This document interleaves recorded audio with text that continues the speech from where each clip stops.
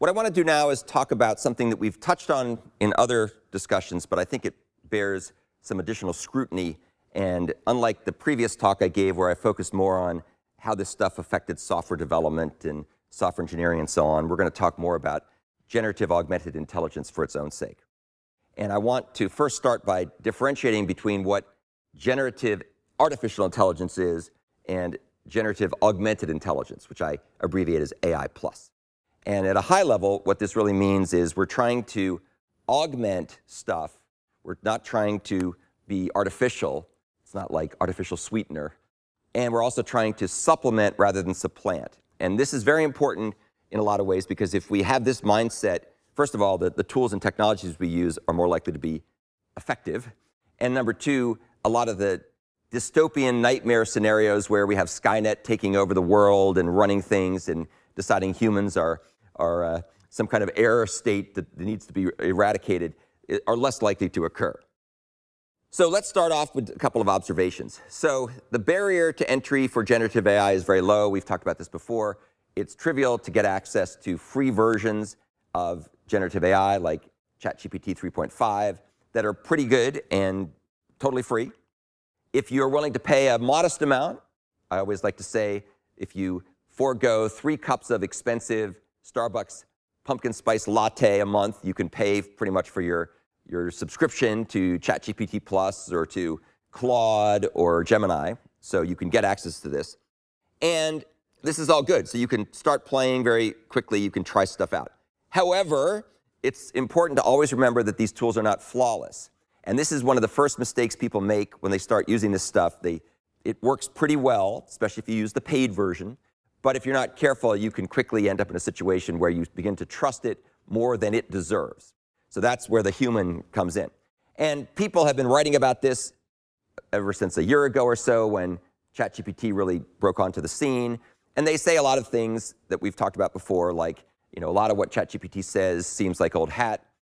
Although I think that's not really fair if you start using it in more creative ways and you start using better versions of stuff, because it actually will come up with a lot of things that you probably didn't know or hadn't thought about. This funny thing about frequent excursions into nonsense, definitely true with the first versions of generative AI, just like the first version of Windows was really buggy and you had the blue screen of death a lot. As you get further into the tools, they're a lot more usable, they're a lot more accurate. Moreover, if you're willing to take a little time to invest in things like prompt engineering and using the paid versions and knowing how to provide effective context or using advanced techniques such as retrieval augmented generation, suddenly things start to get a lot more accurate. So a lot of the people who were really negative at first, maybe they were right a year ago, but a lot of this stuff has changed and it's changing ridiculously rapidly. So the key point, though, is irrespective of where we are on the technology maturity curve with respect to generative AI tools and large language models and so on, you're almost always better off if you think about generative AI as meaning augmented intelligence rather than artificial intelligence.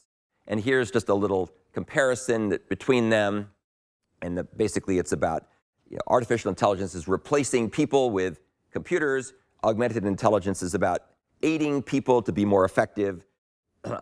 I like to use the analogy of Professor X from the X-Men, where he puts this little helmet on called Cerebro, and then he has an exoskeleton for his brain, and he can think and see and understand things much more broadly. Another distinction is, does the AI make decisions without a human in the loop, or does it suggest decisions as a decision-making or decision guidance tool? Usually much better to do it that way as a decision support capability. Do we try to replace human brains, or do we find ways to augment them and imitate them in certain places but not everywhere? Are we working together with stuff? And of course, it all depends on what you're trying to do. If you're trying to do some kind of process automation where you're assembling automobiles, then a lot of that stuff can, in fact, be automated. If you're trying to cook hamburgers, a lot of that stuff can be automated. But that's not really what generative AI is about. It's more about working with content and generating content and working with the content. So there's a bunch of things to be aware of. Another thing when we start looking at stuff like homeland security or national security or military context, do you have killer drones operating independently in a Skynet Terminator 2-like manner, or do you have human operators in the loop making decisions about stuff, trying to prevent the drones from becoming fully autonomous and destroying things you don't want them to destroy.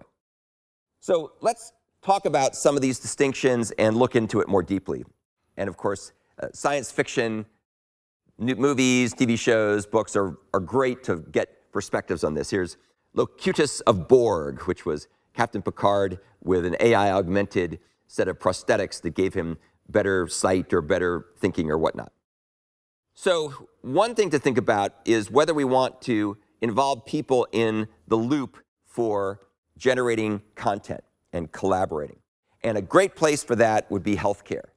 So chances are, with the level of maturity we have with generative AI tools today, you don't want your AI doctor to do the complete diagnosis of your condition, be it aches and pains or a tumor or issues with your blood platelet levels or whatnot.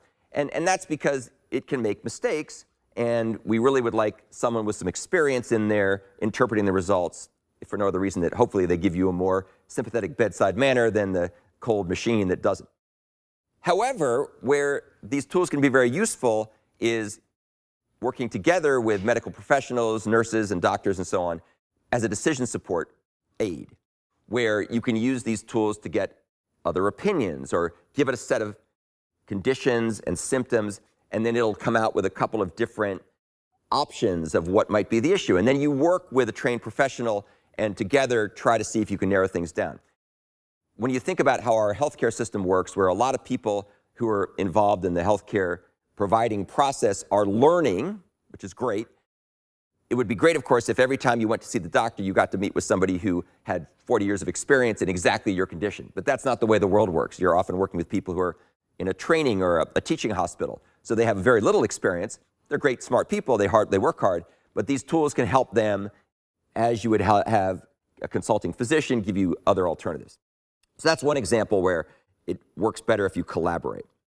Another one is whether or not you want to mimic and replace people or you want to enhance creativity. And this is a big issue.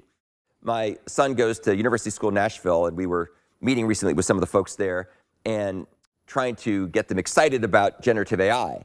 And while they are excited about it in some respects, they're also concerned because so much of the value proposition of a good private school education is the human touch from teachers who take the time to read your papers and listen to your questions in class and give you feedback. And so if you try to replace all those great teachers with technology, there's a genuine concern, and I think a legitimate concern, that we're kind of putting the cart before the horse, if you will. However, there's also ways to enhance the process. And we see this all the time at Vanderbilt. I'll try to talk about this later, where we have very large computer science classes and data science classes. It would be great if your instructor could look at everything you do and give you great feedback, but that is usually not realistic. So how can we use technology to get great feedback, perhaps with help from instructors or TAs and graders, to make the process work more efficiently and more accurately and more scalably? So that's another dimension where you can use the tools to enhance creativity as opposed to just replace humans.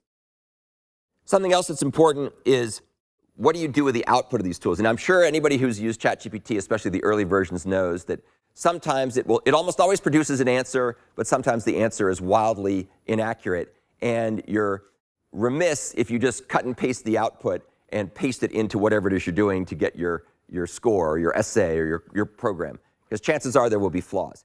However, a much more effective way of doing it is to work together with the tool and take a look at the output, change your prompts, use prompt engineering, use your brain to refine the output, double check the various things it gives you as content generation. And together you can come up with something that's actually probably better and most likely faster than you could have done if you'd done it by yourself. And I see this all the time in the work that I do. I work with it as a tool, and together we craft and refine things. I'll talk more about how I do this in my classes in computer science in a minute. The other question is, who's driving the show? Is it the AI driving the show? Is it the human driving the show? And this is a really tricky issue, especially when you think about trying to educate younger people. So by the time you get to college, and certainly after you've graduated and you've been in the workforce for a while, you can drive the show with these tools. And you can get them to do your bidding, and you can tell when they're going off the rails and they're hallucinating and so on. However, someone who's much less experienced, like a third grader, might have a harder time knowing how to do that and how to guide it, and they wouldn't know whether the answers were sensible or not. So this is one of those things I think that we still have to wrestle with, because there's generational issues and there's development issues, and what's good for a 35 or 40-year-old may not be good for a 5-year-old. So we have to think carefully about how we use these technologies. Another issue here is, are we going to automate everything fully, or do we use it to augment people? And this is a highly contentious issue right now. We were talking about the creative workforce. There was a strike last year or so from the writers and actors in Hollywood, and a lot of the concern was the use of generative AI to replace people, to replace writers, to replace voice actors, ultimately to replace actors, and we'll talk more about that later. And this is a really serious concern.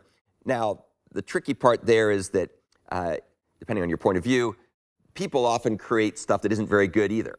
So if the generative AI working with people can do a better job than people working on their own, maybe that isn't such a bad thing. And I don't want to get into the culture wars about the quality of today's entertainment, but a lot of this stuff, especially for someone who had I was fortunate to grow up in the 60s and 70s when creative music was at its peak. It's sometimes frustrating to listen to the kind of things that are popular today, where it's very simple and the lyrics aren't very thoughtful, because that stuff could be done probably just as well if a computer did it. It's very strange. And then the other thing, of course, here is, what do we do with the biases that are built into these tools? And you don't have to look very far back over the past couple of weeks to see all kinds of examples where generative AI was mimicking the biases that were introduced by the people who wrote it in terms of how they generated content, particularly visualizations. And those are intentional decisions. Those are not decisions that the AI came up with on its own. So there's always people involved somehow in the loop. And as with anything else, it's garbage in, garbage out. It's bias in, bias out. And we have to be very careful about this over time, because we're going to have mass media and social media heavily influenced by AI-generated things. Simple example, if you watch videos about movies, you know that the big issue is the ratio of likes to dislikes. And while to some extent that might be a measure or a metric of acceptance by some community, it could also be armies of bots making choices to downvote stuff in ways that give misleading results. So the key point there is, people absolutely, positively must be in the loop and remain in the loop. And this is super important, even as we move to a more virtualized way of doing things through Zoom and online therapy sessions and so on.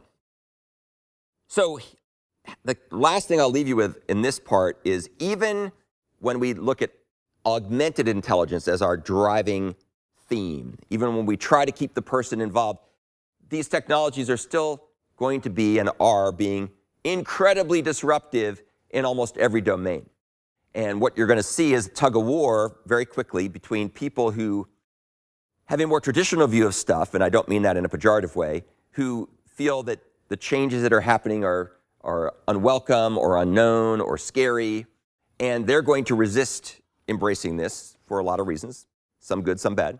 And there'll be other people who will embrace it, and sometimes they'll embrace it for good and bad reasons. If they're doing it to displace and fire all their workers, that could be a problem. But keep in mind, that's been going on with automation, absent generative AI, for decades now in manufacturing. But what's going to happen very quickly is that people who learn how to use these tools effectively are going to run circles around those who don't. And unless we have regulation that's very draconian, that will continue to serve as a differentiator between groups of people who can be successful. And this is going to be a real big deal with things like applying to colleges.